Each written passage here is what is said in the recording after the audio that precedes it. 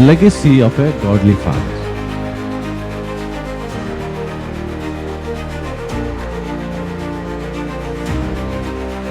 ಒಬ್ಬ ತಂದೆ ಶಿಕ್ಷಣ ಕೊಡುವ ಶಿಕ್ಷಕನಾಗಿದ್ದ. ಅದು ಯಾರಲ್ಲಿ ನೋಡಿದ್ವಿ? ಅಬ್ರಾಹ್ಮನಲ್ಲಿ ನೋಡಿದ್ವಿ. ಅಬ್ರಾಹ್ಮನು ತನ್ನ ಮಕ್ಕಳನ್ನ ಏನ್ ಮಾಡಿದಾನೆ?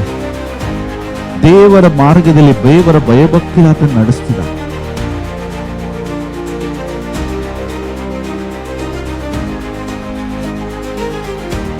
ನಾನು 22:6 ಟ್ರೈನ್ ಅಪ್ ಯುವರ್ ಚೈಲ್ಡ್, ನಿನ್ನ ಮಗನನ್ನ ನೀನು ತರಬೇತಿ ಮಾಡು, ಅವನು ಮುಂದೆ ಓರಿಯಾಗಿ ನಡೆಯಲಿ.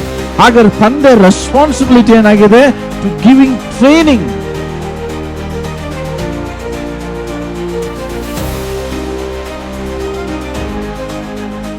ಈ ದಿನದ ಸಂದೇಶದ ಶೀರ್ಷಿಕೆ legacy of a godly father. ಅದರ ಅರ್ಥ, ತಂದೆ ತನ್ನ ಮುಂದಿನ ಪೀಳಿಗೆಗೆ ಆತನು ಯಾವ ಮಾದರಿಯನ್ನ ಬಿಟ್ಟು ಹೋಗ್ತಿದ್ದಾನೆ. ಒಬ್ಬ ತಂದೆ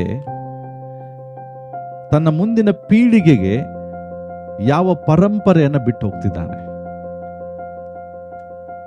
ಯಾವ ಮಾರ್ಗವನ್ನು ತೋರಿಸಿ ಹೋಗ್ತಿದ್ದಾನೆ, ಯಾವ ಒಂದು ಮಾದರಿಯನ್ನ ತೋರಿಸ್ತಾ ಇದ್ದಾನೆ, ಅದರ ಬಗ್ಗೆ ಇವತ್ತಿನ ಸಂದೇಶ ಇರ್ತದೆ ಪ್ರಿಯರೇ. ಸೊ ಹಾಗಾಗಿ ನಾನು ತಂದೆಯ ಪ್ರಾಮುಖ್ಯತೆಯನ್ನು ತಿಳಿಸೋದಕ್ಕಿಂತ ಮುಂಚೆ, ನಾನು ನಿನ್ನೆ ದಿವಸ ಒಂದು ಗ್ಲೋಬಲ್ ಆಗಿ ಒಂದು ವಿಷಯದಲ್ಲಿ ಸ್ಟಡಿ ಮಾಡ್ತಾ ಇದ್ದೆ. ಇಡೀ ಜಗತ್ತಿನಲ್ಲಿ ತಂದೆ ಇಲ್ಲದ ಮಕ್ಕಳ ಜೀವಿತದ ಬಗ್ಗೆ, ಅವರ ಲೈಫ್ ಏನಾಗಿದೆ ಅನ್ನುವಂಥದ್ದನ್ನ ಸ್ವಲ್ಪ ಅಧ್ಯಯನ ಮಾಡುವಾಗ ನನಗೆ ಈ ಒಂದು ಲೆಕ್ಕಗಳು, ಅಂದ್ರೆ ಈ ಒಂದು ಸಂಖ್ಯೆಗಳು, ನಂಬರ್ಸ್ಗಳು ನನಗೆ ಸಿಕ್ತು. ಏನಂತ ಹೇಳಿದ್ರೆ, ತಂದೆ ಇಲ್ಲದೆ ಇರುವ ಮಕ್ಕಳ ಜೀವಿತದಲ್ಲಿ 63% ಏನು ಸುಸೈಡ್ಗಳು ನಡೀತಾ ಇದೆ. 100 ಜನ ಸುಸೈಡ್ ಮಾಡಿಕೊಂಡ್ರೆ ಅದರಲ್ಲಿ 63 ಜನ ಸುಸೈಡ್ ಕೇಸ್ಗಳು ತಂದೆ ಇಲ್ಲದ ಜನರು. ಲೋಕದಲ್ಲಿ 100 ಜನ ಸುಸೈಡ್ ಮಾಡ್ಕೊಳ್ತಾ ಇದ್ದಾರೆ ಅಂದ್ರೆ ಆ 100 ವ್ಯಕ್ತಿಗಳಲ್ಲಿ 63% ಯಾರಂದ್ರೆ ತಂದೆ ಇಲ್ಲದವರು. ಹಾಗಾದ್ರೆ ತಂದೆಯ ಒಂದು ಪ್ರಾಮುಖ್ಯತೆಯನ್ನ ನಾವು ಅರ್ಥ ಮಾಡಿಕೊಳ್ಬೇಕು. ಮತ್ತೊಂದು ನಂಬರ್ ನಂಗೆ ಸಿಕ್ತು. 90% of runaway childrens are from fatherless home. 90% ಮಕ್ಕಳು ಮನೆಯಿಂದ ಓಡಿ ಹೋಗ್ತವೆ. ಚಿಕ್ಕ ಪ್ರಾಯದಲ್ಲಿ ಓಡೋಗ್ತಾರೆ, ಕೆಲಸ ಕಾರ್ಯಗಳಿಗಾಗಿ ಓಡೋಗ್ತಾರೆ, ತಮ್ಮ ಮನೆಯನ್ನು ಬಿಟ್ಟು ಓಡೋಗ್ತಾರೆ, ಯವನ ಕಾಲದಲ್ಲಿ ಮನೆ ಬಿಟ್ಟು ಓಡೋಗ್ತಾರೆ. ಇಂಥ ಒಂದು ನೋಡುವಾಗ 90% ಮಕ್ಕಳು ತಂದೆ ಇಲ್ಲದೆ ಇರುವಂತವ್ರು ಓಡೋಗ್ತಾರೆ. ಹಾಗಾದ್ರೆ ತಂದೆಯ ಪಾತ್ರ ಮನೆಯಲ್ಲಿ ಎಷ್ಟು ಪ್ರಾಮುಖ್ಯವಾಗಿದೆ. ಮತ್ತೊಂದು ಸ್ಟಡಿ ನೋಡಿದ್ವಿ. 85% ಮಕ್ಕಳು, 85% children with behavioural disorders. Okay, ಅಂದ್ರೆ ಮಾನಸಿಕವಾದ ಕಾಯಿಲೆ, ಮಾನಸಿಕವಾದಂತ ಅಸ್ವಸ್ಥತೆಗೆ ಒಳಗಾಗುವ ಮಕ್ಕಳಲ್ಲಿ 85% ಹೇಳ್ತದೆ ತಂದೆ ಇಲ್ಲದೆ ಇರುವಂತ ಮಕ್ಕಳಲ್ಲಿ ಇಂಥ ಕಾಯಿಲೆಗಳು ಜಾಸ್ತಿ ಬರ್ತದೆ, ಮಾನಸಿಕ ಕಾಯಿಲೆ. ಗ್ಲೋಬಲಿ ಸ್ಟಡಿ ಮಾಡಿ ಚಿತ್ರ, ನಾನು ಸುಮ್ಮನೆ ಏನೋ ಹೇಳ್ತಾ ಇಲ್ಲ ನಿಮ್ಗೆ ನಂಬರ್ಸ್ಗಳನ್ನ. 71% of high school dropouts are from the fatherless homes. ಅಂದ್ರೆ 71% ಆಫ್ ಡ್ರಾಪ್ಔಟ್ಸ್ ಅಂದ್ರೆ ಶಾಲಾ ಕಾಲೇಜುಗಳಂದ್ರೆ ಹೈಸ್ಕೂಲ್ ಹೋಗದೇ ಇರೋರು, 7th ವರೆಗೂ ಕಲ್ತು ಹೈಸ್ಕೂಲ್ ಅನ್ನ ಮುಗಿತಪ್ಪ ಬೇಡ, ಈಗ ಹೈಸ್ಕೂಲ್ ಡ್ರಾಪ್ಔಟ್ ಆದಂತ 71% ತಂದೆ ಇಲ್ಲದೆ ಇರುವಂತ ಮಕ್ಕಳು. ಹಾಗಾದ್ರೆ ಮಕ್ಕಳ ಶಿಕ್ಷಣಕ್ಕೆ ತಂದೆಯ ಪಾತ್ರ ಎಷ್ಟು ಇಂಪಾರ್ಟೆಂಟ್ ಇದೆ. ಯಾಕೆಂದ್ರೆ ತಂದೆಯಿಂದಲೇ ಮಕ್ಕಳು ಶಿಕ್ಷಣ ಕಲೀಲಿಕ್ಕೆ ಜಾಸ್ತಿ ಅವರು ಎನ್ಕರೇಜ್ಮೆಂಟ್ ಕೊಡ್ತಾರೆ. ಅದಕ್ಕೆ ಬಹಳಷ್ಟು ಕಾರಣ ಇರ್ಬೋದು. ತಂದೆ ಇಲ್ಲ ಆದಾಗ ಕಲಿಸ್ಲಿಕ್ಕೆ ಕೆಲವರಿಗೆ ಶಕ್ತಿ ಇರಲ್ಲ, ತಂದೆ ಇಲ್ಲದಾಗ ಅವರಿಗೆ ಶಿಕ್ಷಣದ ಬಗ್ಗೆ ಪ್ರಾಮುಖ್ಯತೆ ತಿಳಿಸುವುದಿಲ್ಲ, ತಂದೆ ಇಲ್ಲದೆ ಇರುವಾಗ ಹಣಕಾಸಿನ ಪರಿಸ್ಥಿತಿಗೆ ಮಕ್ಕಳು ಕೆಲಸಕ್ಕೆ ಹೋಗುವಂತ ಪರಿಸ್ಥಿತಿಗಳು. 71% ಪ್ರಿಯರೇ. ನೆಕ್ಸ್ಟ್ ಹೇಳ್ತದೆ 75% ಆಫ್ ದ ಡ್ರಗ್ ಅಡಿಕ್ಟ್ಸ್. ಇವತ್ತು 100 ಜನ ಮಕ್ಕಳಲ್ಲಿ 75 ಜನ ಡ್ರಗ್ಸ್ ಅಡಿಕ್ಟರ್ ಆಗಿದ್ದಾರೆ ಅಂದ್ರೆ ತಂದೆ ಇಲ್ಲದೆ ಇರುವಂತ ಮಕ್ಕಳೇ ಹೆಚ್ಚು. ಯಾಕೆ? ತಂದೆ ಇರುವ ಮಕ್ಕಳಿಗೆ ಭಯ ಇರ್ತದೆ ದುಶ್ಚಟಗಳನ್ನ ಮಾಡುವ ವಿಷಯದಲ್ಲಿ. ತಂದೆ ಇಲ್ಲದ ಮಕ್ಕಳು 75% ಡ್ರಗ್ಸ್ ಅಡಿಕ್ಟ್ ಆಗ್ತಾರೆ. 85% ಆಫ್ ದ ಯೂತ್ಸ್, 85% ಯೌವನಸ್ಥರು ಅಪರಾಧಗಳನ್ನ ಮಾಡಿ ಜೈಲಲ್ಲಿರುವಂತವ್ರು ತಂದೆ ಇಲ್ದಂತವ್ರು. ಕೇಸ್ಗಳು, ಯೌವನಸ್ಥರು ಕೊಲೆಗಳು ಮಾಡ್ತಾ ಇದ್ದಾರೆ, ಯೌವನಸ್ಥರು ರೇಪ್ಸ್ ಮಾಡ್ತಿದ್ದಾರೆ, ಯೌವನಸ್ಥರು ಕಳ್ಳತನ ಮಾಡ್ತಿದ್ದಾರೆ. ಇವರೆಲ್ಲ ಯಾರು? ಜಾಸ್ತಿ ಮಕ್ಕಳು ತಂದೆ ಇಲ್ಲದೆ ಇರುವಂತ ಕುಟುಂಬದಿಂದ ಬಂದವರು. ತಂದೆ ಇಲ್ಲ ಆದ್ರೆ ಏನೆಲ್ಲ ಸಂಗತಿಗಳು ನೆರವೇರ್ತದೆ ಅನ್ನೋದಕ್ಕೆ ಒಂದು ಉದಾಹರಣೆ ಕೊಡ್ತಾ ಇದೆ. Then 75% of alcoholics. ಇವತ್ತು ಮಕ್ಕಳು ಆಲ್ಕೋಹಾಲಿಕ್ ಕುಡಿತನಕ್ಕೆ ಒಳಗಾಗ್ತಾ ಇರುವುದು ಸಹ ಹೆಚ್ಚಾಗಿ ತಂದೆ ಇಲ್ಲದೆ ಇರೋ ಫ್ಯಾಮಿಲೀಸ್.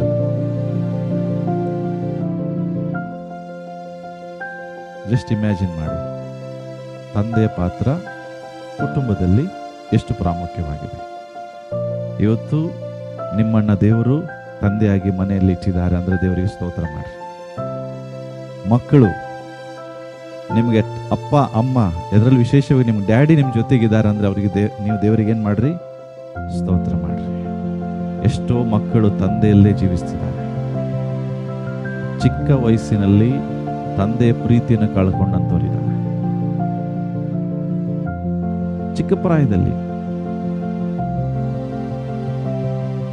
ಅದರಲ್ಲಿ ನಾನು ಒಬ್ಬ. ನಾನು ಫಸ್ಟ್ ಸ್ಟ್ಯಾಂಡರ್ಡ್ ಇಂದ ನಮ್ಮ ತಂದೆ ನೋಡಿಲ್ಲ.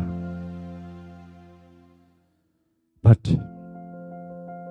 ನಾನು ದೇವರಿಗೆ ಸ್ತೋತ್ರ ಮಾಡ್ತೇನೆ, ನನ್ನ ದೇವ್ರ ತಪ್ಪಿ ಹೋಗ್ಲಿಕ್ಕೆ ಬಿಡಲಿಲ್ಲ. ತಂದೆ ಪ್ರೀತಿಯನ್ನು ಯಾವಾಗೂ ನಾನು ಅನುಭವಿಸಿಲ್ಲ. ಇವತ್ತು ಪರಲೋಕದ ತಂದೆಯಲ್ಲಿ ನನ್ನ ಪ್ರೀತಿ, ದೇವರ ತಂದೆ ಪ್ರೀತಿ ನಾನು ನೋಡ್ತಾ ಇದ್ದೇನೆ.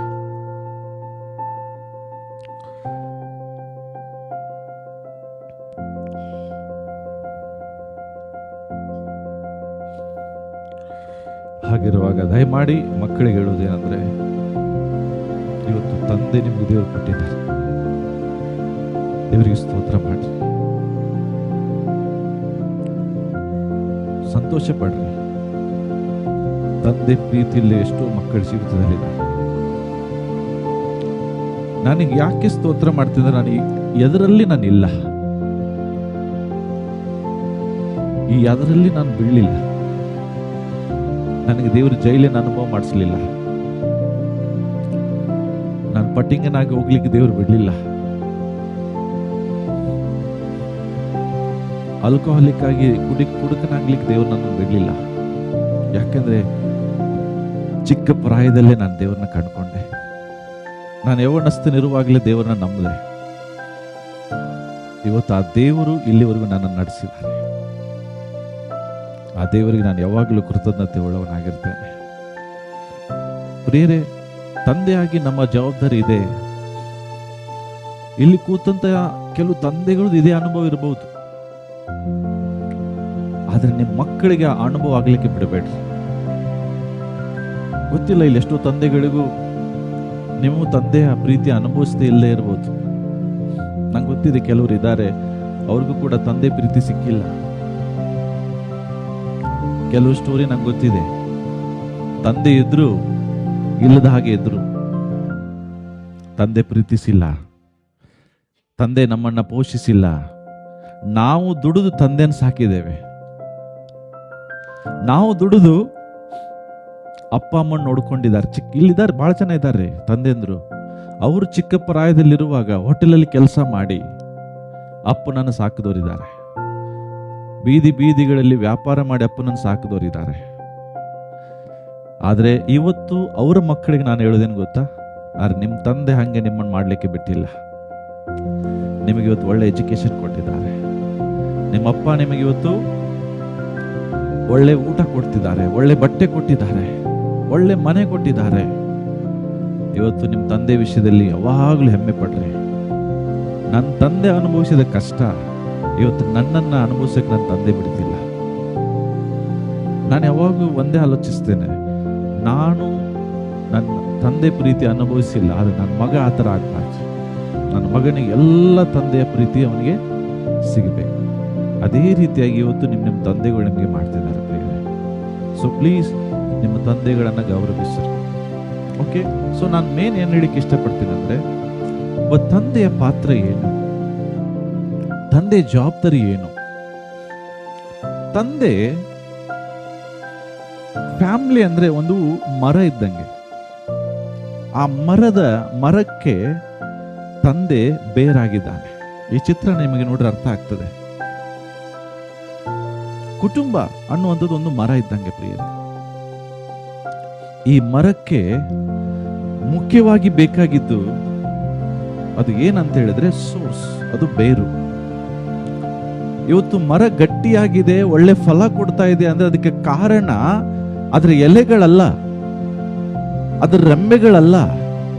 ಇವತ್ತು ಒಂದು ಮರ ಒಳ್ಳೆ ಫಲ ಕೊಡ್ತಾ ಇದೆ, ಚೆನ್ನಾಗಿದೆ ಅಂದ್ರೆ ಅದಕ್ಕೆ ಕಾರಣ ಬಂದು ಬೇರು. ಇವತ್ತು ತಂದೆ ಆ ಬೇರಾಗಿದ್ದಾನೆ. The quality of the fruit depends upon the quality of the root. ಇಲ್ಲಿದೆ ಅಂದ್ರೆ ಒಂದು ಮೇಲೆ ಬರುವ ಫಲದ ಗುಣ ಅದರ ಬೇರಿನ ಗುಣಕ್ಕೆ ಅವಲಂಬಿಸಿರ್ತದೆ. ಬೇರಿನಲ್ಲಿ ಯಾವ ಗುಣ ಇದೆಯೋ ಅದು ಹಣ್ಣಿನಲ್ಲಿ ಕಾಣಿಸ್ತದೆ. ಅದೇ ಪ್ರಕಾರ ಇವತ್ತು ತಂದೆ ಅಂದ್ರೆ ಆದ ನಿಮ್ಮಲ್ಲಿರುವ ಗುಣಗಳು, ಸ್ವಭಾವಗಳು ಅದು ನಿಮ್ಮ ಮಕ್ಕಳಲ್ಲಿ ಬರ್ತದೆ. ನೀವು ಏನಾಗಿದ್ದೀರಿ ಇವತ್ತು, ನಾಳೆ ನಿಮ್ಮ ಮಕ್ಕಳಾಗ್ತಾರೆ. ಸೊ ಹಾಗಿರುವಾಗ ತಂದೆ ಅಂದ್ರಿಗೆ ಬಹಳ ಪ್ರಾಮುಖ್ಯವಾದಂತ ಸ್ಥಾನ ದೇವರು ಕೊಟ್ಟಿದ್ದಾರೆ. Father is the foundation of the family. ಒಂದು ಕುಟುಂಬದ ಆಧಾರ ತಂದೆ ಆಗಿದ್ದಾರೆ. ಸೊ ತಂದೆ ಆದಂತ ನಿಮ್ಮನ್ನ ದೇವರು ಬಹಳ ಸನ್ಮಾನಿಸ್ತಾನೆ, ಬಹಳ ಗೌರವಿಸ್ತಾನೆ. ಅದೇ ಪ್ರಕಾರ ತಂದೆ ಆದಂತ ನೀವು, ನಿಮ್ಮ ಜವಾಬ್ದಾರಿ ಬಹಳ ಇದೆ. ಆ ಜವಾಬ್ದಾರಿಯನ್ನು ಸರಿಯಾಗಿ ನೋಡ್ರಿ, ಸರಿಯಾಗಿ ಅದನ್ನು ನಿಭಾಯಿಸೋದನ್ನು ನಾವು ಕಲಿಬೇಕು ಪ್ರಿಯ. ಸೊ ಹಾಗಿರುವಾಗ ಬೈಬಲಲ್ಲಿ ನಮಗೆ ತಂದೆ ಅಂದ್ರೆ ಏನ್ ನೆನಪಾಗ್ತದೆ ಅದನ್ನ ಬಗ್ಗೆ ಇವತ್ತು ನಾವು ನೋಡ್ಲಿಕ್ಕಿದ್ದೇವೆ. ಸೊ ನಮಗೆ ಜ್ಞಾನೋಕ್ತಿಗಳ ಪುಸ್ತಕದಲ್ಲಿ ಒಂದು ವಚನ ಇದೆ, ಅದನ್ನು ಓದಿ ನಾವು ಮುಂದೆ ಹೋಗೋಣ. ನಮ್ಮೆಲ್ಲರಿಗೂ ಗೊತ್ತಿದೆ, ಇಲ್ಲಿ ನೋಡಬಹುದು 20ನೇ ಅಧ್ಯಾಯ 7ನೇ ವಚನ ಹೇಳ್ತದೆ, ನೀತಿವಂತನು ನಿರ್ದೋಷವಾಗಿ ಜೀವಿಸುತ್ತಾನೆ, ಅವನನ್ನು ಅನುಸರಿಸುವ ಅವನ ಮಕ್ಕಳು ಆಶೀರ್ವಾದ ಹೊಂದುವರು. ಹೋದ್ರೆ ನಿಮ್ಮ ಬೈಬಲ್ ಅಲ್ಲಿ ಏನಿದೆ?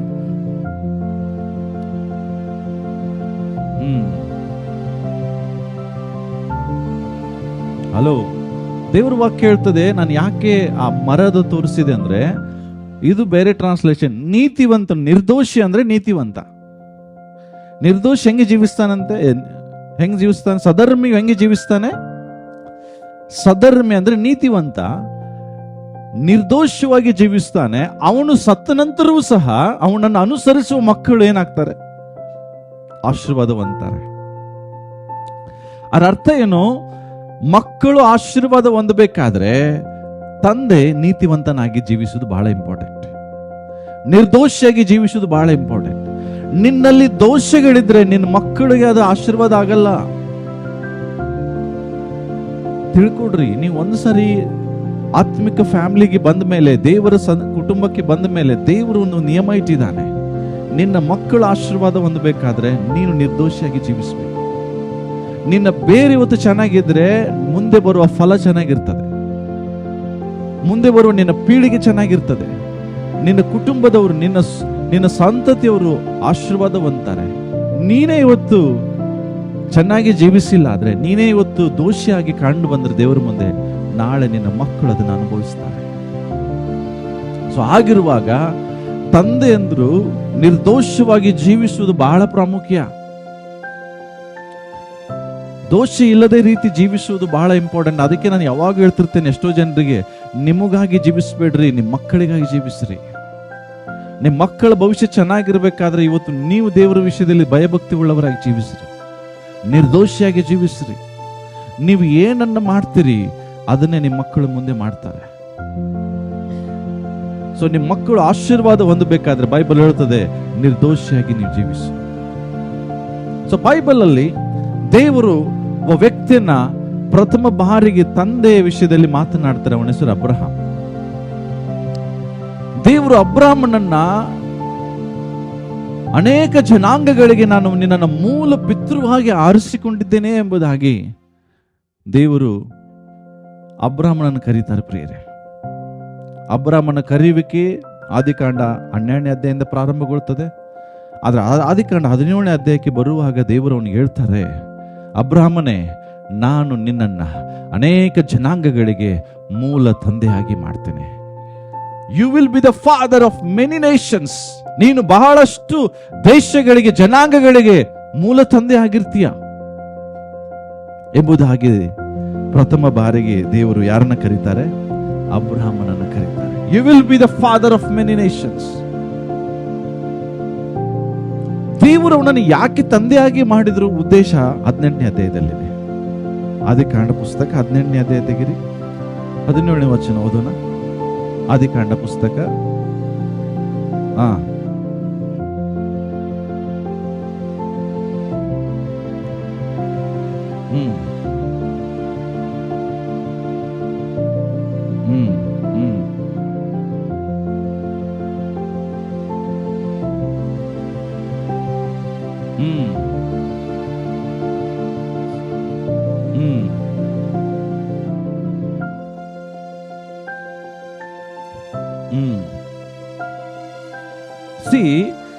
ಅಬ್ರಹಾಮನು, ದೇವರು ಅಬ್ರಹಾಮನನ್ನು ಕರೆದಂತ ಉದ್ದೇಶ ಏನು?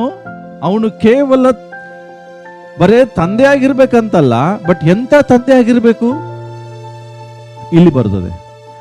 ಅಬ್ರಹಾಮನನ್ನ ದೇವರು ಕರೆದಂತ ಉದ್ದೇಶ ತಿಳ್ಕೊಡ್ರಿ.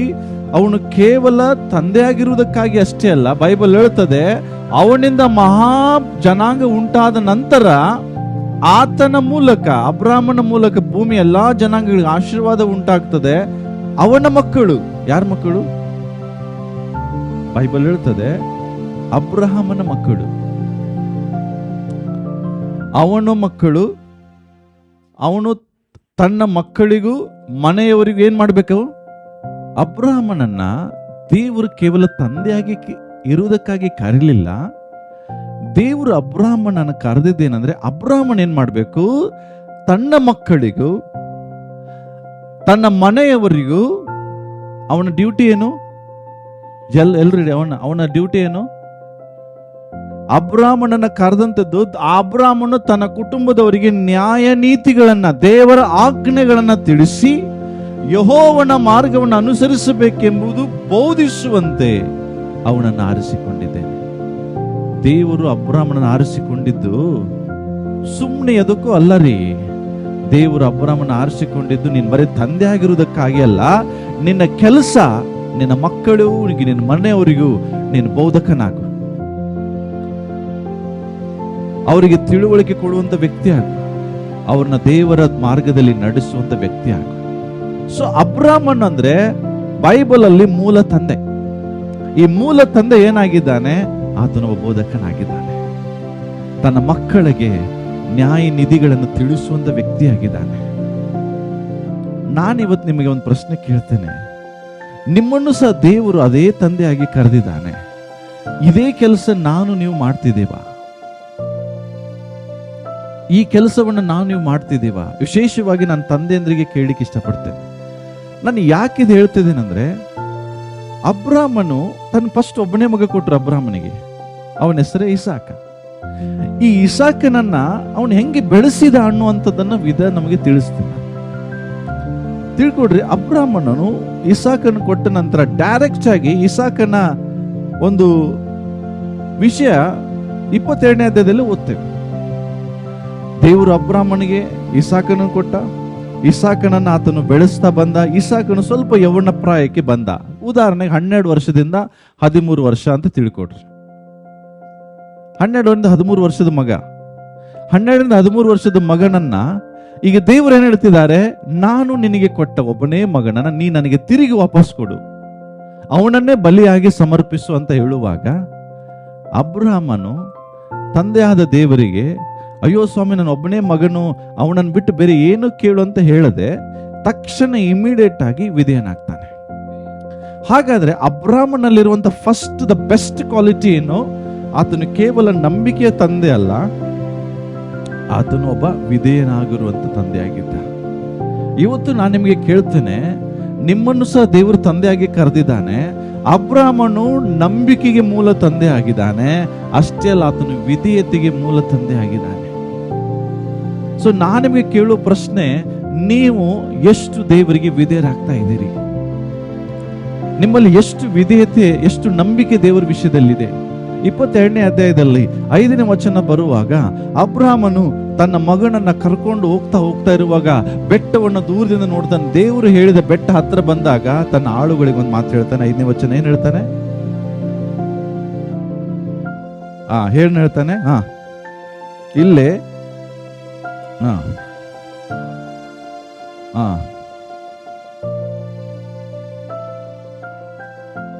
ಫಸ್ಟ್ ಇಲ್ಲಿ ನೋಡ್ರಿ, ಅರ್ಥ ಮಾಡ್ಕೊಡ್ರಿ. ಬೈಬಲ್ ಅಲ್ಲಿ ನಾನು ಶುಕ್ರವಾರ ಈ ವಿಷಯ ಸ್ವಲ್ಪ ಹೇಳ್ತಾ ಇದ್ದೆ.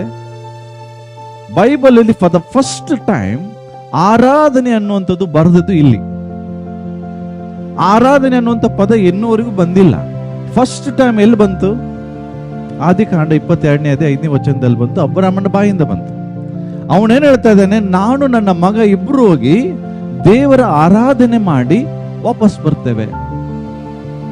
ತಂದೆಯಂದ್ರಿಗೆ ನಾನು ಕೇಳ್ತಾ ಇದ್ದೇನೆ, are you a father of worshipper? ನೀವು ಒಬ್ಬ ಆರಾಧಿಸುವಂತ ತಂದೆ ಆಗಿದ್ದೀರಾ?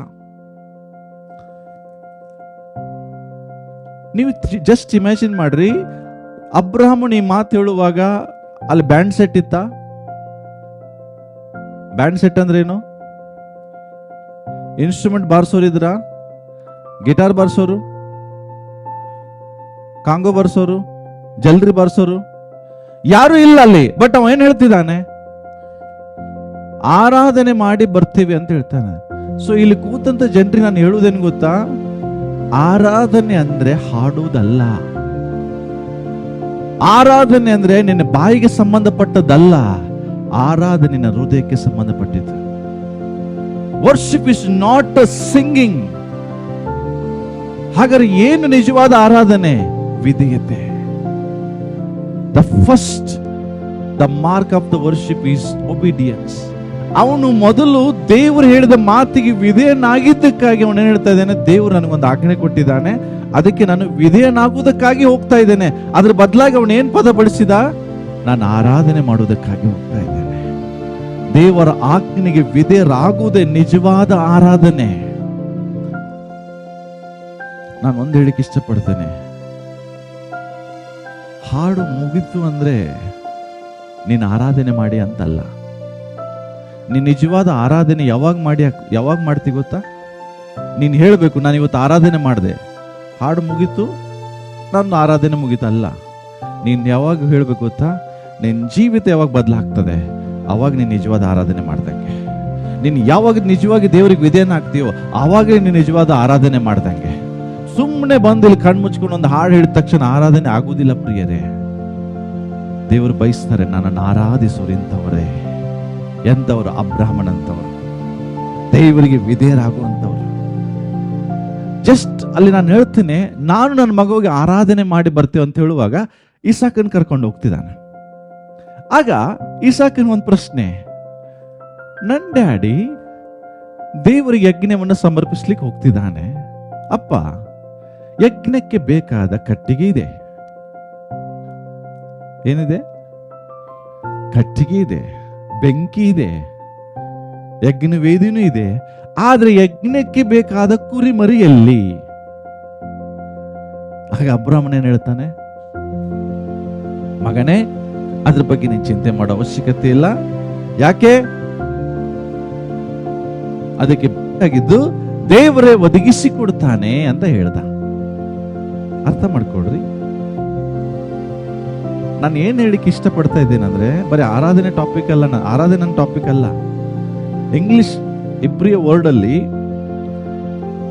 ಶೆಕೆ ಅನ್ನುವಂಥ ಪದಕ್ಕೆ ಆರಾಧನೆ ಅಂತ ಹೇಳ್ತಾರೆ. ಇಬ್ರಿ ವರ್ಡ್ ಅಲ್ಲಿ ವರ್ಷಿಪ್ ಮೀನ್ಸ್ ಶೆಕೆ. ಶೆಕೆ ಸ್ಪೆಲ್ಲಿಂಗ್ ನೀವು ಬೇಕಾದ್ರೆ ಗೂಗಲ್ ಅಲ್ಲಿ ಹೋಗಿ ಸರ್ಚ್ ಮಾಡ್ರಿ, SHACHAH, ಶೆಕೆ. ಇದರ ಅರ್ಥ ಟು ನೀಲ್.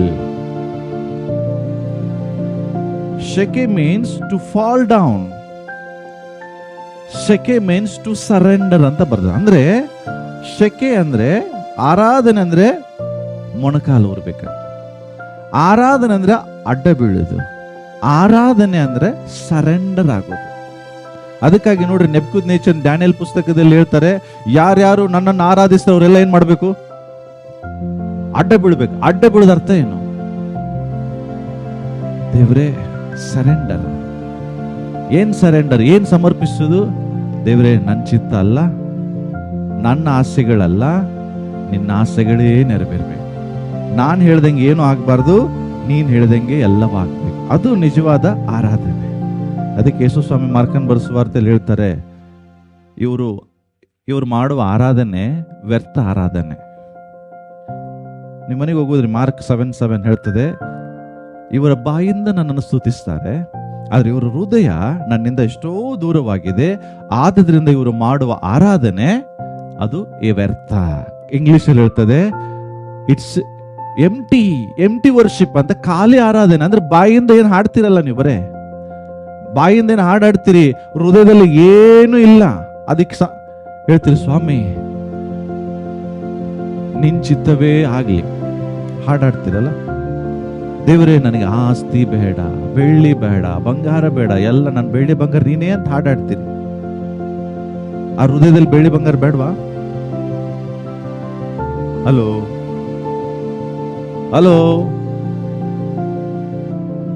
ಅಂತವ್ರು ನೋಡಿ ಯೇಸು ಹೇಳ್ತಾರೆ, ಇವರು ಮಾಡುವ ಆರಾಧನೆ ಖಾಲಿ ಆರಾಧನೆ. ಯಾಕೆ? ಬಾಯಿಂದ ಹೇಳ್ತಾರೆ, ಹೃದಯದಿಂದ ಮಾಡೋದಿಲ್ಲ. ಅರ್ಥ, ನೀನ್ ಯಾವಾಗ ವಿಧೇಯನಾಗ್ತೀಯಲ್ಲ, ದಟ್ ಈಸ್ ದ ವರ್ಷಿಪ್. ನೀನು ಆರಾಧಿಸೋದ ಅರ್ಥ ನೀನು ವಿಧೇಯನಾಗ. ಅಬ್ರಾಮನು ಹೇಳ್ದ, ನಾನು ವಿಧೇಯನಾಗ್ಲಿಕ್ಕೆ ಹೋಗ್ತಿದ್ದೇನೆ. ಅಬ್ರಾಮನು ಇಸಾಕನನ್ನು ಹೆಂಗೆ ಟ್ರೈನ್ ಅಪ್ ಮಾಡಿದಾನಂದ್ರೆ, ಅಲ್ಲಿ ಹೇಳ್ತದಲ್ಲ, ತನ್ನ ಮಕ್ಕಳಿಗೆ ಏನ್ ತಿಳಿಸ್ಬೇಕು? ಅವನು ನ್ಯಾಯ ನೀತಿಗಳನ್ನ ತಿಳಿಸ್ಬೇಕು. ಅಬ್ರಾಮನ್ ಇಸಾಕನಿಗೆ ತಿಳಿಸಿದ್ನ? ಹಲೋ, ಅಬ್ರಾಮನ್ ಇಸಾಕನಿಗೆ ತಿಳಿಸಿದನ ನ್ಯಾಯ ನೀತಿಗಳನ್ನ? ದೇವರ ಮಾರ್ಗ ನಂಬ್ತೀರಾ? ತಿಳಿಸಿದ್ನಂತ ಹೆಂಗೆ?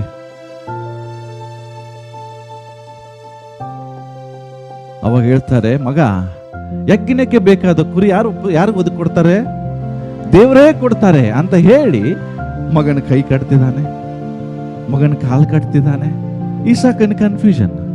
ದೇವರೇ ಕೊಡ್ತೀನಿ ಅಂತ ಹೇಳ್ತಾ ಇದ್ದಾರೆ, ಆದ್ರೆ ಅಪ್ಪ ನನ್ನ ಕೈ ಕಾಲು ಯಾಕೆ ಕಟ್ತಿದ್ದಾನೆ? ಆದ್ರೂ ಸುಮ್ಮನಾದ. ಮಗ ನೀನೇ ಮಲಗೀಗ. ಎಲ್ಲಿ? ಯಜ್ಞವೇದಿ ಮೇಲೆ. ಇಲ್ಲಿರುವಂತ ಮಕ್ಕಳಿಗೆ ನಾನು ಕೇಳ್ತೇನೆ, ನಿಮ್ಮಪ್ಪ ಹಂಗೆ ಹೇಳಿದ್ರೆ ಎಷ್ಟು ಜನ ರೆಡಿ ಇದ್ದೀರಿ? ಯಜ್ಞವೇದಿ ಮೇಲೆ ಮಗ ನೀನೇ ಮಲಗು. ಹಲೋ, ಯಾರಿದ್ದೀರಾ? ನಿಮ್ ತಂದೆ ಹೇಳಿದ ತಕ್ಷಣ ಯಜ್ಞವೇದಿ ಮೇಲೆ ನೀವು ಮಲಗಕ್ಕೆ ರೆಡಿ ಇದ್ದೀರಾ? ಬೈಬಲ್ ಹೇಳ್ತದೆ, ಇಸಾಕನು ಯಜ್ಞವೇದಿ ಮೇಲೆ ಮಲಗಿದ. ತಿಳ್ಕೊಡ್ರಿ, ಬರೀ ಅವನನ್ನ ಮಲಗಿದಲ್ಲ, ಅವನ ಕೈ ಕಾಲು ಎಲ್ಲ ಕಟ್ಟಬೇಕು. ಯಾಕೆ? ಓಡೋಗ್ಬಿಟ್ರೆ ಬೆಂಕಿ ಎತ್ತದಾಗ. ಆದ್ರೆ ಅವನ ಕೈ ಕಾಲು ಕಟ್ಟುವಾಗ, ಬಾಯಿ ಮುಚ್ಚುವಾಗ ಸುಮ್ಮನೆ ಇದ್ದಾನೆ. ಇದು ಏನ್ ತೋರಿಸ್ತದೆ? ಅಬ್ರಾಮನು ಕೇವಲ ತಂದೆ ಆಗಿಲ್ಲ, ತನ್ನ ಮಗನಿಗೆ ಅವನು ಸರಿಯಾದ ರೀತಿಯಲ್ಲಿ ಬೋಧಿಸಿದ್ದಾನೆ, ದೇವರ ಮಾರ್ಗದಲ್ಲಿ ನಡೆಸಿದ್ದಾನೆ, ದೇವರಿಗೆ ವಿಧೇಯನಾಗುವುದು, ತಂದೆಗೆ ವಿಧೇಯನಾಗುವುದನ್ನು ತಿಳಿಸಿದ್ದಾನೆ. ಇವತ್ತು ಅಬ್ರಾಮನ ಹಾಗೆ ದೇವರು ನಮ್ಮನ್ನು ಕರೆದಿದ್ದಾರೆ. ಇದೇ ವಿಧೇಯತೆ ನಮ್ಮ ಮಕ್ಕಳಲ್ಲಿ ಇದೆಯಾ? ವಿಚಾರ ಮಾಡ್ರಿ. ಯಾಕೆ? ನಾನು ಒಂದ್ ಹೇಳ್ತೀನಿ, ನಿಮ್ಮ ಮಕ್ಕಳನ್ನು ಬ್ಲೇಮ್ ಮಾಡ್ಬೇಡ್ರಿ, ನಿಮ್ಮನ್ನು ನೀವು ಬ್ಲೇಮ್ ಮಾಡ್ಕೊಡ್ರಿ. ನನ್ನ ಮಾತೆ ಕೇಳಲ್ಲ. ನನ್ನ ಮಕ್ಕಳ ಮೇಲೆ ಆರೋಪ ಮಾಡಬೇಡ, ನಿಮ್ಮ ಮೇಲೆ ನಿಮ್ಗೆ ಆರೋಪ ಮಾಡ್ರಿ. ಯಾಕೆ? ನೀವು ಸರಿ ಇದ್ದಿದ್ರೆ ನಿಮ್ಮ ಮಕ್ಕಳು ಸರಿ ಇರ್ತಾರೆ. Don't blame your children, blame on your self. ನಿಮ್ಮ ಮೇಲೆ ನೀವು ಬ್ಲೇಮ್ ಮಾಡ್ಕೊಳ್ರಿ. ಸೊ ಇಲ್ಲಿ ನಾವೇನು ಕಾಣ್ತೇವೆ?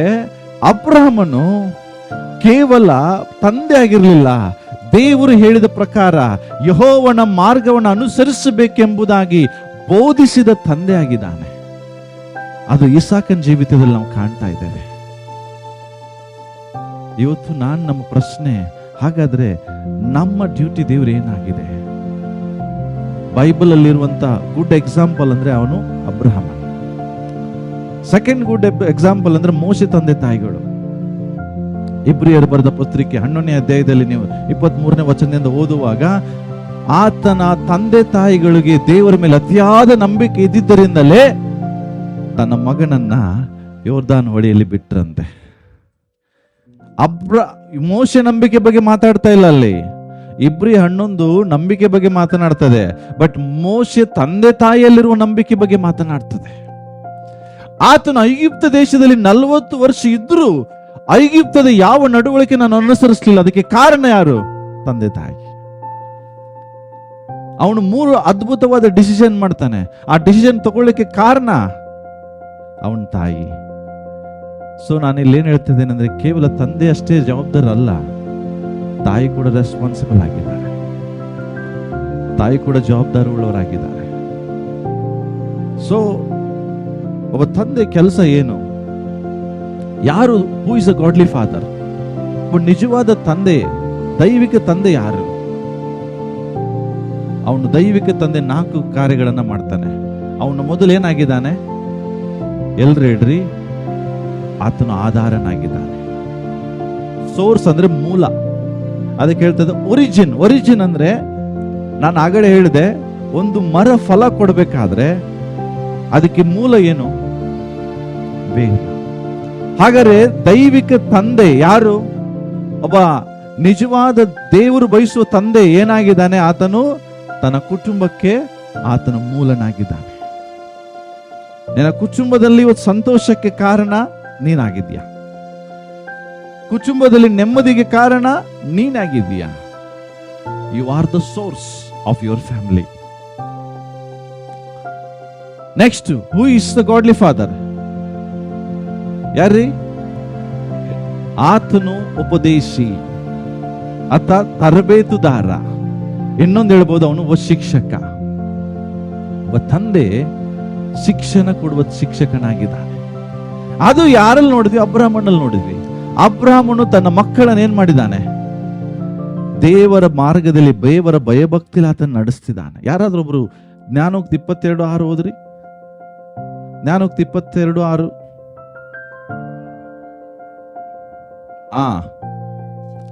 Okay. Train up your child ಅಂತ ಇಂಗ್ಲಿಷ್ ಅಲ್ಲಿ ಹೇಳಿದೆ. Not punish. ಪನಿಷ್ ಅಲ್ಲ, ಅದು ಶಿಕ್ಷಿಸು ಅಂದ್ರೆ. Not punish. ಪನಿಷ್ಮೆಂಟ್ ಬಗ್ಗೆ ಮಾತಾಡ್ತಾ ಇಲ್ಲ, ಟ್ರೈನ್ ಅಪ್ ಬಗ್ಗೆ ಮಾತಾಡ್ತಾ ಇದೆ. Train up your child. ನಿನ್ನ ಮಗನನ್ನ ನೀನು ತರಬೇತಿ ಮಾಡು, ಅವನು ಮುಂದೆ ಓರಿಯಾಗಿ ನಡೆಯನು.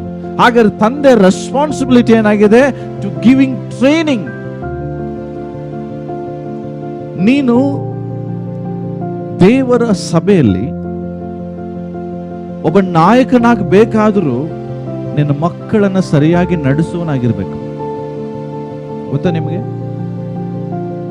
1 ತಿಮೋತಿ ಪುಸ್ತಕ ತೆಗಿರಿ. 1ನೇ ತಿಮೋತಿಯವರಿಗೆ ಬರೆದ ಪತ್ರಿಕೆ ತೆಗಿರಿ. 3ನೇ ಅಧ್ಯಾಯ ತೆಗಿರಿ. ಯಾರಾದ್ರೂ ಒಬ್ರು 4ನೇ ವಚನ ಓದ್ರಿ.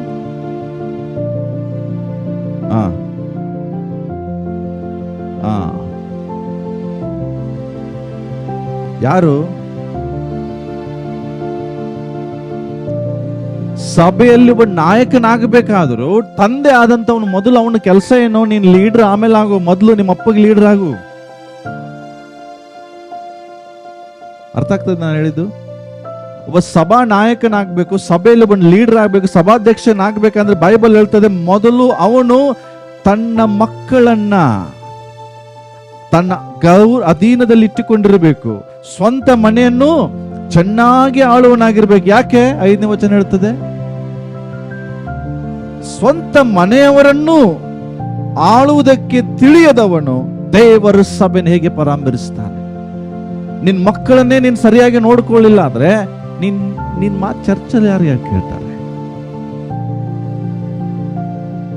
ಈಗ ಉದಾಹರಣೆಗೆ, ನಾಳೆ ದಿವಸ ನನ್ನ ಮಗ ಪಟ್ಟಿಂಗನಾಗಿ ಹೋದ್ರೆ ಸಭೆರ್ ಏನ್ ಹೇಳ್ತಾರೆ? ನಾಳೆ ನಂಗೆ, ಪಾಸ್ಟರ್ ನಮ್ಮ ಮಕ್ಕಳಿಗೆ ಆಮೇಲೆ ಹೇಳುವಂತ್ರಿ, ಮೊದಲು ನಿಮ್ಮ ಮಗನಿಗೆ ಹೇಳ್ರಿ. ಈಗ ನನ್ನ ಮಗನೇ ಸ್ಕೂಲಲ್ಲಿ ಫೇಲ್ ಆದ ಅಂತ ಹೇಳ್ಕೊಡ್ರಿ. ನಾಳೆ ಇನ್ನೊಬ್ರಿಗೆ ಚೆನ್ನಾಗಿ ಓದು ಅಂತ ನಾನು ಹೇಳುವಾಗ ಅವ್ರೇನ್ ಹೇಳ್ತಾರೆ? ಮೊದಲು ನಿಮ್ಮ ಮಗನಿಗೆ ಓದಿಸ್ರಿಪ್ಪ, ಆಮೇಲೆ ನಮ್ಗೆ ಹೇಳಂತಾರೆ. ಕರೆಕ್ಟಾ? ತಂದೆ ರೆಸ್ಪಾನ್ಸಿಬಿಲಿಟಿ ನೋಡ್ರಿ. ನೀನು ಸಭೆಯಲ್ಲಿ ಒಬ್ಬ ಸಭಾಧ್ಯಕ್ಷ ಅಂದ್ರೆ ಒಬ್ಬ ಲೀಡರು, ಒಬ್ಬ ನಾಯಕನಾಗಬೇಕಾದ್ರೂ ಮೊದಲು ನಿನ್ನ ಮನೆಯನ್ನು ಚೆನ್ನಾಗಿ ಆಳುವನಾಗಿರು, ನಿನ್ನ ಕುಟುಂಬದಲ್ಲಿ ಮಾದರಿ ಆಗಿರು. ನಿಮ್ಮ ಡ್ಯಾಡಿ ಹೇಳಬೇಕು, ನಿಮ್ಮ ಮಕ್ಕಳು ನಿಮ್ಗೆ ಹೇಳಬೇಕು, ನನ್ನ ತಂದೆ ಹಾಗೆ ನಾನು ಆಗ್ಬೇಕು, ನನ್ನ ಡ್ಯಾಡಿ ತರ ನಾನು ಆಗ್ಬೇಕಂತ ಅವ್ರು ಹೇಳ್ಬೇಕ್ರಿ. ಅಂತ ಲೈಫ್ ನೀನು ಅವ್ರ ಮುಂದೆ ಲೀಡ್ ಮಾಡಿ. ಬಿ ಎ ಮಾಡೆಲ್, ಒಂದು ಮಾದರಿಯ ತಂದೆ ಆಗ. ಯಾಕೆ ಗೊತ್ತಾ? Every day your childrens are watching you. ನಿನ್ನನ್ನೇ ಅವ್ರು ನೋಡ್ತಿರ್ತಾರೆ, ನಿನ್ನೆ ಅವ್ರು ಗಮನಿಸ್ತಿರ್ತಾರೆ. ನೀನ್ ಏನ್ ಮಾಡ್ತೀಯಾ, ಯಾವಾಗ ಪ್ರಾರ್ಥಿಸ್ತೀಯಾ, ಯಾವಾಗ ಬೈಬಲ್ ಓದ್ತೀಯಾ, ಯಾವಾಗ ಮಲಗ್ತೀಯಾ, ಯಾವಾಗ ಎದ್ದೇಳ್ತೀಯ, ಎಲ್ಲವನ್ನ ಅವ್ರು ನೋಡ್ತಿರ್ತಾರೆ. ನೀನ್ ಮಾಡೋದನ್ನೇ ಅವ್ರು ಮಾಡ್ತಾರೆ. ಅದಕ್ಕೆ ಹೇಳ್ತದೆ, ಸ್ವಂತ ಮನೆಯನ್ನು ಚೆನ್ನಾಗಿ ಆಳುವನಾಗಿರು, ಚೆನ್ನಾಗಿ ನೋಡಿಕೊಳ್ಳುವಂತ ವ್ಯಕ್ತಿ ಆಗಿರು. ಇಲ್ಲಾದ್ರೆ, ನಾನು ಯಾಕಿದ್ ಹೇಳ್ತೀನಿ ಗೊತ್ತಾ ಪ್ರಿಯರೇ? ಬೈಬಲಲ್ಲಿ ಅವನು ನಾಯಕನಾಗಿದ್ದಾನೆ, ಆದ್ರೆ ಅವನ ಮಕ್ಕಳು ಪಟ್ಟಿಂಗರಾಗಿ ಹೋಗ್ಬಿಟ್ರು. ಯಾರ ಬಗ್ಗೆ ಹೇಳ್ತಿದ್ದೀನಿ? ಯಾರ ಬಗ್ಗೆ ಹೇಳ್ತಿದ್ದೀನಿ? ಏಲಿ. 1 ಸಮುವೇಲ ತೆಗಿರಿ, 12ನೇ ವಾಕ್ಯ ಓದೋಣ ಬೇಗ. 1 ಸಮುವೇಲ್. ಏಲಿ ಅಂದ್ರೆ ಸಭೆಯಲ್ಲಿ ಯಾಜಕ ಉದ್ಯೋಗ ಮಾಡುವಂತವನು, ಸಭೆಯ ಯಾಜಕನು, ಪಾಸ್ಟರ್ ಅಂತ ತಿಳ್ಕೊಳ್ರಿ. ಈತನು ಸಭೆಯ ಉದ್ಯೋಗ ಮಾಡ್ತಿದ್ದಾನೆ, ಸಭಾ ಉದ್ಯೋಗ ಮಾಡ್ತಿದ್ದಾನೆ. ನೆಕ್ಸ್ಟ್ ಇವನ್ ಮಕ್ಕಳು ಸಭಾ ಉದ್ಯೋಗ ಮಾಡೋರು, ಅವ್ರನ್ನ ಸಭಾ ಉದ್ಯೋಗ ಮಾಡ್ಲಿಕ್ಕೂ ಬಿಡ್ತಾನೆ. ಆದರೆ he was failed to raise his children. He was failed to train. ನೋಡ್ರಿ, ಟ್ರೈನಿಂಗ್ ಅಂದ್ರೆ ಅವನು ಮೆಂಟರ್ ಆಗಿದ್ದಾನೆ, ಟೀಚರ್ ಆಗಿದ್ದಾನೆ, ಗೈಡ್ ಆಗಿದ್ದಾನೆ, ಕೋಚ್ ಆಗಿದ್ದಾನೆ. ಇವನಿಗೆ ಟ್ರೈನರ್ ಅಂತ ಕರೀತಾರೆ. ಕೇವಲ ನಿಮ್ಗೆ ಕನ್ನಡದಾಗ ಹೇಳ್ತೇನೆ ನಾನು, ಮೆಂಟರ್ ಅಂತ ಹೇಳಿದ್ರೆ ಮಾರ್ಗದರ್ಶನ ಮಾಡೋರು ಮೆಂಟರ್.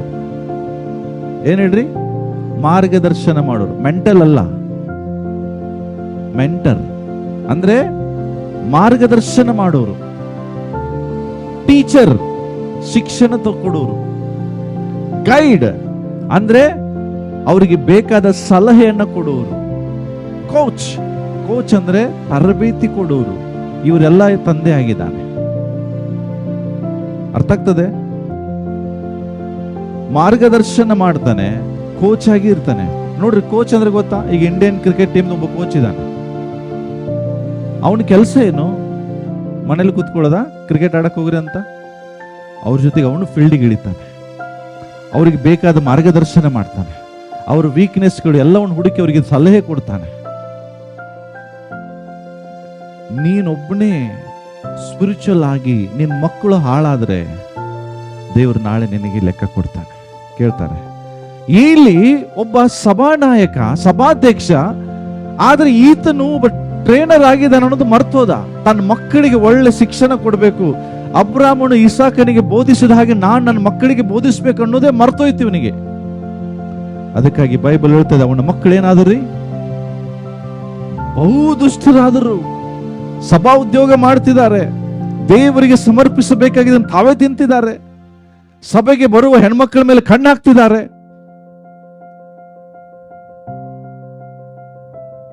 Dangerous, very dangerous. ನೋಡ್ರಿ, ಅವನು ತನ್ನ ಮಕ್ಕಳು ನಂಬಿಕೆಯಲ್ಲಿ, ವಿಧೇಯತೆಯಲ್ಲಿ ಬೆಳೆಸಲಿಲ್ಲ. He was failed. ಇದನ್ನ ಯಾರು ನೋಡ್ತಾ ಇದ್ರಿ? ಅಲ್ಲ, ಅವನ ಜೊತೆಗೆ ಒಬ್ಬ ವ್ಯಕ್ತಿ ಇದ್ದ. ಯಾರು? ಸಮುವೇಲ್. ಸಮುವೇಲ್ ಬಗ್ಗೆ ನೋಡ್ತೇನೆ. ನನಗೆ ನಿನ್ನೆ ರಾತ್ರಿ ಸಮುವೇಲ್ ಬಗ್ಗೆ ಓದುವಾಗ ನಿಜವಾಗಿ ಹೇಳ್ತೇನೆ, ಬಹಳ ಬೇಸರ ಆಯ್ತು. ನಮ್ಮೆಲ್ಲರ ದೃಷ್ಟಿಯಲ್ಲಿ ಸಮುವೇಲ್ ಎಲ್ಲಿದ್ದಾನೆ? ಸಮುವೇಲ್ ಅಂದ್ರೆ ಯಾರು? ಪ್ರವಾದಿ, ಒಬ್ಬ ನ್ಯಾಯಸ್ಥಾಪಕ. ಅವನು ಇಸ್ರಾಯೇಲರ ಮೊದಲ ನ್ಯಾಯಸ್ಥಾಪಕ, ಅದೇ ರೀತಿಯಲ್ಲಿ ಒಬ್ಬ ಪ್ರವಾದಿ. ತಿಳ್ಕೊಡ್ರಿ, ಸೌಲನನ್ನ ಅಭಿಷೇಕ ಮಾಡಿದವನು, ದಾವೀದನು ರಾಜ ಆಗ್ಲಿಕ್ಕೆ ಅಭಿಷೇಕ ಮಾಡಿದವನು, ಪ್ರವಾದಿಯಾದಂತ ಸಮುವೇಲನು ಏಲಿ ಜೀವಿತವನ್ನು ನೋಡ್ತಿದ್ದಾನೆ. ಏಲಿ ಮಕ್ಕಳ ಜೀವಿತವನ್ನು ನೋಡ್ತಿದ್ದಾನೆ. ಅವನಿಗೂ ಮಕ್ಕಳಾಯ್ತ್ರಿ. ಯಾರಿಗೆ? ಬಹಳ ಜನರಿಗೆ ಇದು ಗೊತ್ತಿಲ್ಲ, ಸಮುವೇಲಿಗೆ ಮಕ್ಕಳಿದಾವಂತ. ಬಹಳ ಜನ ಏನ್ ತಿಳ್ಕೊಂಡ್ರೆ ಸಮುವೇಲ್ ಒಬ್ಬ ಪ್ರವಾದಿ, ಅವಂಗೆಲ್ಲಿ ಮದುವೆ ಆಯ್ತು, ಅವಂಗೆಲ್ಲಿ ಮಕ್ಕಳಾಯ್ತು, ಅವನಿಗೂ ಮಕ್ಕಳಾಯ್ತ್ರಿ, ಅವನಿಗೂ ಮದುವೆ ಆಯ್ತು. 1 ಸಮುವೇಲ ಪುಸ್ತಕ 8ನೇ ಅಧ್ಯಾಯಕ್ಕೆ ತೆಗಿರಿ. ಸಮುವೇಲನು ಮುದುಕನಾದ ಮೇಲೆ ಬರ್ದದ 8ನೇ ಅಧ್ಯಾಯ 1ನೇ ವಚನ ಓದ್ರಿ. ಮುದುಕನಾದ ಮೇಲೆ ಹಲೋ, ಇವನೇನ್ ಮಾಡಿದ ತನ್ನ ಮಕ್ಕಳನ್ನ? ಇವನು ನ್ಯಾಯಸ್ಥಾಪಕ. ಇವ್ರ ಮಕ್ಕಳನ್ನು ಕೂಡ ಏನ್ ಮಾಡ್ದ? ಈಗ ನ್ಯಾಯಸ್ಥಾಪಕನ. ಇವತ್ತು ತಿಳ್ಕೊಂಡ ತನ್ನ ಡ್ಯೂಟಿ ಮುಗಿತು. ಏಲಿ ಯಾಜಕ ಆಗಿದ್ದ, ತನ್ನ ಮಕ್ಕಳನ್ನ ಯಾಜಕರನ್ನಾಗಿ ಮಾಡ್ದ. ಇವನು ಬಸ್ ನ್ಯಾಯಸ್ಥಾಪಕನ, ಇವನು ತನ್ನ ಮಕ್ಕಳನ್ನ ನ್ಯಾಯಸ್ಥಾಪಕನಾಗಿ ಮಾಡ್ದ. ಆದ್ರೆ 3ನೇ ವಚನ ಓದ್ರಿ. ಇವನ ಮಕ್ಕಳ ಹೆಸರು 2ನೇ ವಚನದಲ್ಲಿ ಬರ್ತದೆ, ಹೌದು ಬೇಡ, 3ನೇ ವಚನ ಓದ್ರಿ. ನಡೆಯದೆ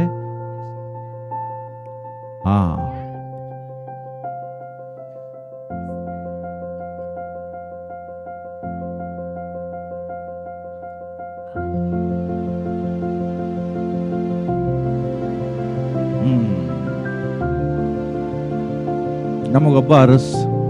ಹಲೋ, ಇಲ್ಲೇ ಇದ್ದೀರಾ? ನನಗೆ ಆಶ್ಚರ್ಯ ಏನಾಯ್ತು ಗೊತ್ತಾ? ಸಮುವೇಲನು ಏಲಿ ಮಕ್ಕಳನ್ನು ನೋಡಿದಾನೆ, ಏಲಿ ಲೈಫ್ ಅನ್ನು ನೋಡಿದಾನೆ, ಆದ್ರೂ ಒಂದು ಲೆಸನ್ ಯಾಕೆ ಕಲಿಲಿಲ್ಲ? ಏಲಿ ಜೀವಿತದ ಮೂಲಕ ಸಮುವೇಲನು ಯಾಕೆ ಪಾಠ ಕಲಿಲಿಲ್ಲ? ಸಮುವೇಲನು ಒಬ್ಬ ದೊಡ್ಡ ಪ್ರವಾದಿ, ಆದ್ರೆ ಅವನ ಮಕ್ಕಳು ಮಾರ್ಗ ತಪ್ಪಿ ಹೋಗಿದ್ದಾರೆ. ಇದಕ್ಕೆ ಕಾರಣ ಹುಡುಕಿದೆ ನಾನು. ಆಮೇಲೆ ನಾನು ಏನ್ ಹೇಳಿ ಕೇಳ್ತೀನಿ ಅಂದ್ರೆ, ಇವತ್ತು ಸಹ ನಮ್ಮ ಮುಂದೆ ಎಷ್ಟೋ ಸಾಕ್ಷಿಗಳಿದಾವೆ. ಆ ಸಾಕ್ಷಿಯಿಂದ ನಾವು ಪಾಠ ಕಲಿತಾ ಇಲ್ಲ. ಈಗಲೂ ಬೇಜವಾಬ್ದಾರಿತನ ತೋರಿಸ್ತಾ ಇದೀವಿ ಮಕ್ಕಳ ವಿಷಯದಲ್ಲಿ. ನನ್ನ ಮಕ್ಕಳು ಚೆನ್ನಾಗಿರ್ತಾರೆ ಅಂತ ಹೇಳ್ಬೇಡ್ರಿ, ಅವ್ರು ಚೆನ್ನಾಗಿ ಆಗಬೇಕಾದ್ರೆ ನೀನ್ ಬಹಳ ಇಂಪಾರ್ಟೆಂಟ್. ನಾವೇನ್ ತಿಳ್ಕೊಳ್ತೇವಿ? ಮಕ್ಕಳಿಗೆ ಒಳ್ಳೆ ಶಾಲೆಯಲ್ಲಿ ಅಡ್ಮಿಷನ್ ಮಾಡಿಸಿದೇವಿ, ಒಳ್ಳೆ ಹೋಮ್ವರ್ಕ್ ಮಾಡ್ತಿದ್ದಾರೆ, ಒಳ್ಳೆ ರಿಸಲ್ಟ್ ತರ್ತಿದ್ದಾರೆ, ಫಿನಿಶ್. ನೋ, ಅದು ಮುಗಿಲಿಲ್ಲ. ನಿನ್ನ ಮಕ್ಕಳು ಒಳ್ಳೆ ಮಾರ್ಕ್ಸ್ ತಂದ ಮಾತ್ರಕ್ಕೆ ಅವರು ಚೆನ್ನಾಗಿದಾರಂತ ನೀನ್ ತಿಳ್ಕೊಳ್ಳೋ ತಪ್ಪು. ಆ ಮಕ್ಕಳನ್ನ ಟ್ರೈನ್ ಅಪ್ ಮಾಡೋದು ನಿನ್ನ ರೆಸ್ಪಾನ್ಸಿಬಿಲಿಟಿ. ನಾನು ಹೇಳಿದ ಬರೀ ಟ್ರೈನಿಂಗ್ ಅಂತ ಹೇಳಿದ್ರೇನು? ನೀವು ಧರ್ಮೋಪದೇಶ ಕಾಂಡ 6ನೇ ಅಧ್ಯಾಯದಲ್ಲಿ ಓದ್ರಿ. ನಿಮ್ಮ ಮಕ್ಕಳಿಗೆ ದೇವರ ವಾಕ್ಯವನ್ನ ತಿಳಿಸ್ರಿ. ನಿಮ್ಮ ಮನೆಯ ನಿಲುಪಟ್ಟಿಗಳ ಮೇಲೆ ಬಡ್ರಿ. ಮಲಗುವಾಗಲೂ ಏಳುವಾಗಲೂ ಅವರಿಗೆ ದೇವರ ವಾಕ್ಯವನ್ನೇ ಬೋಧಿಸ್ರಿ. ಯಾಕೆ? ಅವರು ಮುಂದೆ ಓರೆಯಾಗಿ ಹೋಗುವುದಿಲ್ಲ. ನಿಮ್ಮ ಮಕ್ಕಳು ಸ್ಕೂಲಲ್ಲಿ ಏನ್ ಮಾಡ್ತಿದ್ದಾರೆ? ನಿಮ್ಮ ಮಕ್ಕಳು ಎಷ್ಟು ಹೊತ್ತು ಪ್ರಾರ್ಥಿಸ್ತಿದ್ದಾರೆ? ಎಷ್ಟು ಬೈಬಲ್ ಓದ್ತಿದ್ದಾರೆ? ಎಷ್ಟು ದೇವರಲ್ಲಿ ಇದ್ದಾರೆ? ಅದನ್ನು ಪರೀಕ್ಷಿಸುವ ಕೆಲಸ ನಿಮ್ದು. ಅದನ್ನ ಯಾರು ಮಾಡ್ಲಿಲ್ಲ? ಸಮುವೇಲ್ ಮಾಡಲಿಲ್ಲ. ಯಾಕೆ ಮಾಡಲಿಲ್ಲ? ಅದಕ್ಕೆ ಉತ್ತರ ನಾನು ಹುಡುಕಿದೆ. Because he was very busy in ministry. ಅವನು ವರ್ಷಕ್ಕೊಮ್ಮೆ ಬರ್ತಿದ್ದ ಮನೆಗೆ. ಯಾರು? ವರ್ಷಕ್ಕೊಮ್ಮೆ ವಾಪಸ್ ಮನೆಗೆ ಬರ್ತಿದ್ದ. ಇಡೀ ವರ್ಷ ಆ ಜನರ ಕಡೆ, ಈ ಜನರ ಕಡೆ, ಈ ಊರು, ಆ ಊರು. 7ನೇ ಅಧ್ಯಾಯಕ್ಕೆ ಬರ್ರಿ, 14ನೇ ವಚನದಿಂದ ಹೋದ್ರಿ. ಫಿಲಿಷ್ಟಿಯರು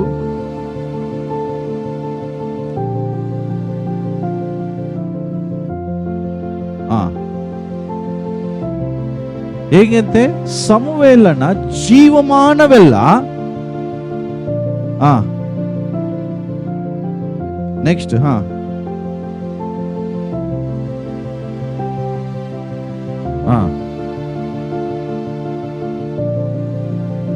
ಜೀವದಿಂದ ಇರುವವರೆಗೂ ಇಸ್ರಾಯೇಲರ ಸೇವೆ ಮಾಡ್ತಾ ಇದ್ದ. ನೋಡ್ರಿ, ಇಸ್ರಾಯೇಲರ ನ್ಯಾಯವನ್ನು ತೀರಿಸುವುದಕ್ಕೋಸ್ಕರ ಎವ್ರಿ ವರ್ಷ ಅವನು ಏನ್ ಮಾಡ್ತಿದ್ದ? ಬೇತೇಲ್, ಗಿಲ್ಗಾಲ್, ಮಿಚ್ಬೆ ಸುತ್ತಿ, ರಾಮ ಅಂದ್ರೆ ಅವನ ಊರು, ಅವನ ಮನೆ ಇರೋ ಊರು, ಅವನ ಮಕ್ಕಳಿರೋ ಊರು, ತಿರುಗಿ ಎಲ್ಲಿ ಬರ್ತಿದ್ದ? ಯಾಕೆ? ಅವನದು ಅಲ್ಲಿ ಮನೆ ಇತ್ತು. ಏನು ಹೇಳಿಕ್ಕೆ ಇಷ್ಟಪಡ್ತೆ ಅಂದ್ರೆ, ಆತನು ತನ್ನ ಸೇವೆಯಲ್ಲಿ, ತನ್ನ ಕಾರ್ಯಗಳು ಇಷ್ಟು ಬ್ಯುಸಿ ಆಗಿದ್ದ ಅಂದ್ರೆ ಅವನಿಗೆ ಮರ್ತೋಗಿತ್ತು ಅವನ ಮಕ್ಕಳು ಏನ್ ಮಾಡ್ತಿದ್ದಾರೆ, ಹೆಂಗೆ ಬೆಳಿತಿದ್ದಾರೆ, ದೇವರ ಭಯಭಕ್ತಿಯಲ್ಲಿ ಇದಾರೋ ಇಲ್ಲೋ ಅನ್ನುವಂಥದ್ದು ಅವನಿಗೆ ತಿಳುವಳಿಕೆನೇ ಇರ್ತಿರ್ಲಿಲ್ಲ. ಇದೇ ಇವತ್ತು ನಡೀತಾ ಇದೆ.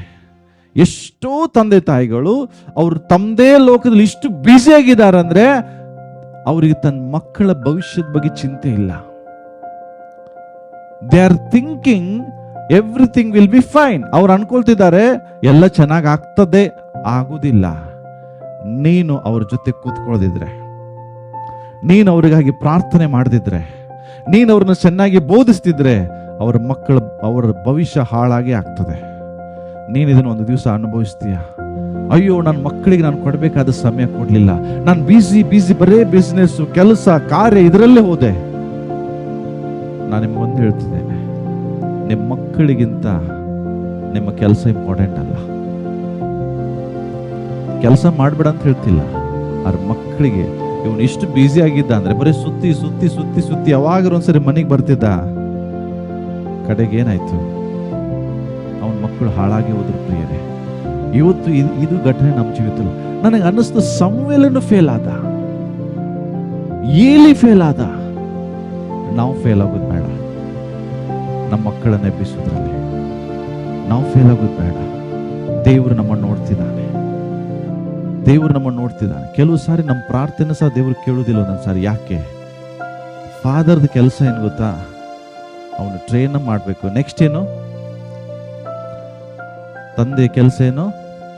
ಸಂರಕ್ಷಿಸುವಂಥದ್ದು. ಯಾರನ್ನ? ಮಕ್ಕಳನ್ನ, ಕುಟುಂಬವನ್ನ. ತಂದೆ ಕೆಲಸ ಕುಟುಂಬವನ್ನು ಸಂರಕ್ಷಿಸ್ತಾನೆ. Is a guardian, is a defender and is a shield. ಅಂದ್ರೆ ಆತನು ಪೋಷಿಸುವವನು, ಎದುರಿಸುವವನು, ತನ್ನ ಕುಟುಂಬಕ್ಕೆ ಒಂದು ಗುರಾಣಿ, ಯಾವ ಶತ್ರು ಒಳಗಡೆ ಬರದಂಗೆ ಪ್ರೊಟೆಕ್ಟ್ ಮಾಡೋದು. ಅದು ತಂದೆ ಕೆಲಸ ಆಗಿದೆ. ನೋಹ ತನ್ನ ಕುಟುಂಬವನ್ನು ಸಂರಕ್ಷಿಸುವುದಕ್ಕಾಗಿ ನಾವೇ ಕಟ್ಟಿದ. ಯೋಬನು ತನ್ನ ಕುಟುಂಬವನ್ನು ಸಂರಕ್ಷಿಸುವುದಕ್ಕೆ ಪ್ರತಿದಿನ ಯಜ್ಞವನ್ನು ಸಮರ್ಪಿಸ್ತಿದ್ದ. ಯಾಕೆ? ತನ್ನ ಫ್ಯಾಮಿಲಿ ಸಂರಕ್ಷಿಸಲ್ಪಡ್ಬೇಕು, ತನ್ನ ಕುಟುಂಬ ಚೆನ್ನಾಗಿರ್ಬೇಕಂತೇಳಿ.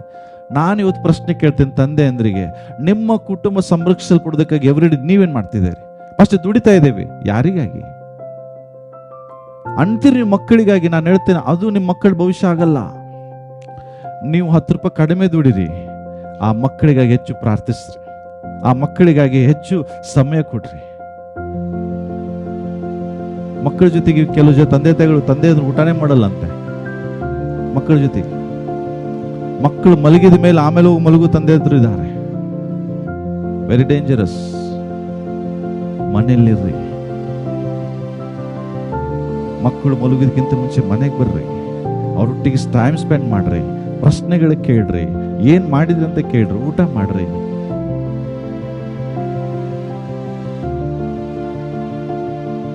ಯಾಕೆಂದ್ರೆ ಕುಟುಂಬವನ್ನು ಸಂರಕ್ಷಿಸುವ ಕೆಲಸ ದೇವರು ನಿಮಗೆ ಕೊಟ್ಟಿದ್ದಾನೆ.